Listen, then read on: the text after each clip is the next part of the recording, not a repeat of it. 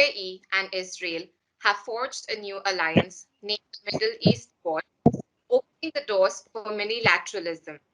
So, what is the Middle East Quad?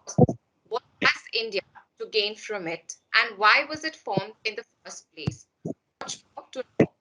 My warm greetings to all. Please join me in welcoming Subhrangshu Pratim Sarmah, MPhil research scholar from Jawaharlal Nehru University. Subhrangshu, welcome and thank you for joining us. I'll begin with my first question.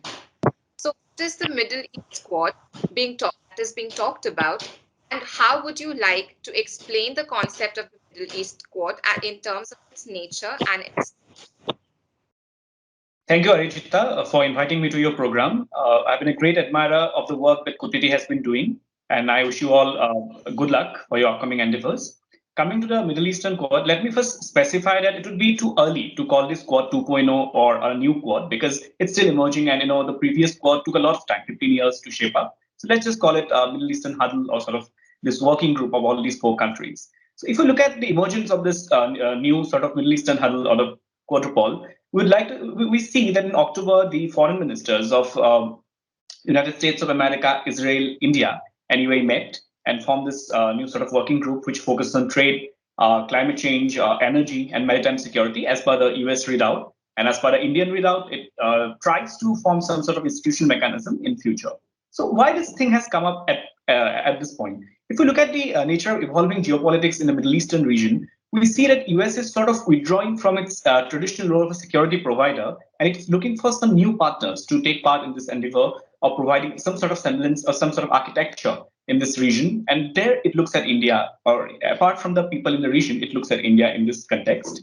Also, if we look at the evolution of the Indo-Abrahamic Accords, evolution of the Abraham Accords over the last year from the Trump presidency, we see that there's an evolving consensus that India should also join in this endeavor. It has been the Indo-Abrahamic concept has been argued by Ibrahim Soleimani, and he has been an Egyptian scholar.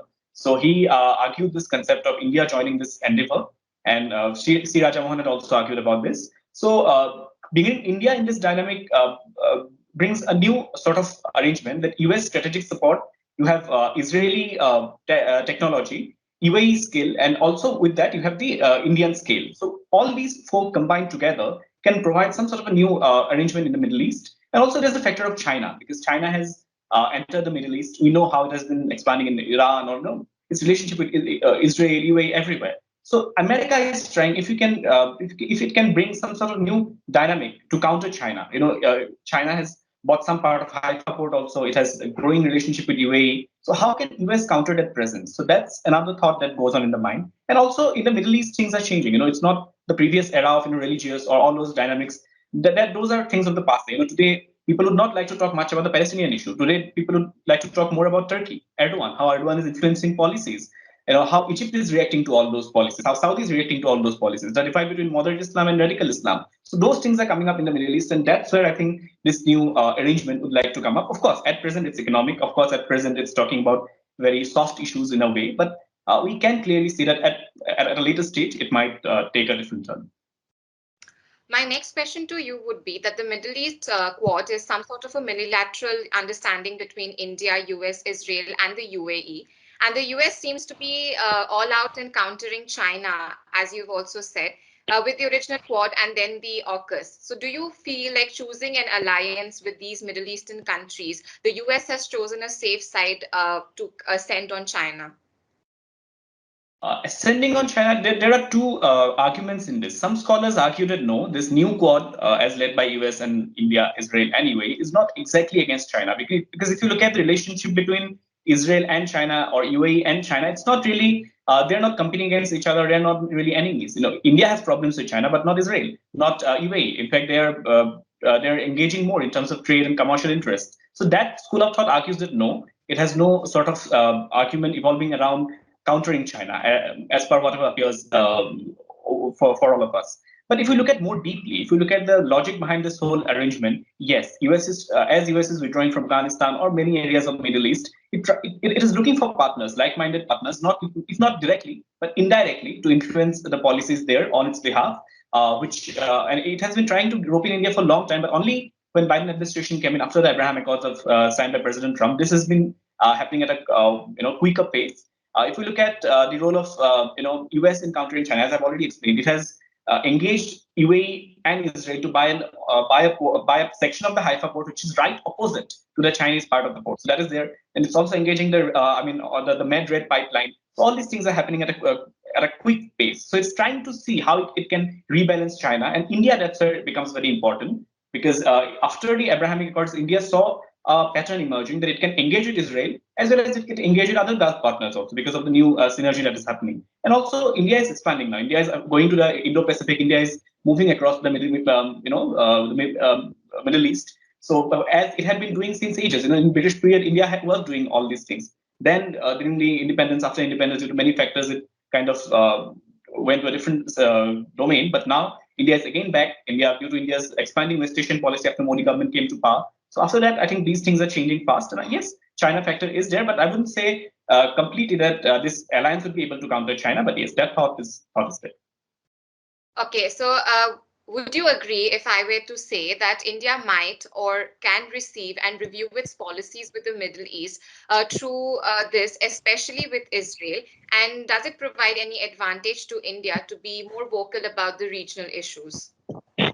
Yes, reimagining its relationship with Israel definitely, because if we see from 1947, we see that India always used to treat Israel as a mistress. It would engage with Israel in private, but not acknowledge in public. That changed only when Narasimha Rao came to power. He gave full diplomatic, status to the relationship between India and Israel. After that, during the Manmohan Singh government, also we did a lot of stuff together. In fact, in the Vajpayee period, also Ariel Sharon came to India. So that relationship was evolving faster. And after Mr. Modi visited Israel, it took a new fillip, and India-Israel has been cooperating a lot in strategic issues, in security issues, agriculture, water, irrigation. So India-Israel relationship is robust at present, and it is very important for India in countering. I mean, not just countering, but sort of tackling Pakistan or the evolving dynamics in the Middle East. So yes, in terms of security, in terms of growing relationship with Israel and taking it to a newer step, of course, this alliance is important. But taking views on regional issues of Middle East, that I'm a bit skeptical because see. India doesn't really, like to give a viewpoint at present in the Palestinian issue. India would not like to really take a side in the Middle Eastern domain because if you look at Russia also tries to. Russia is there in the Middle East after the Syrian crisis, but it is not. It is an interlocutor, but it's not able to take a side from that perspective. So I don't think India will be able to take a side. Maybe in some sort of indirect way, it might be able to engage with different partners because India talks to Iran, India talks to UAE, India talks to Saudi, India talks to Israel. So from all these factors, yes, India is definitely somebody who can talk in different regional issues, but not as a direct, sort of player in that right now. But maybe later we can see.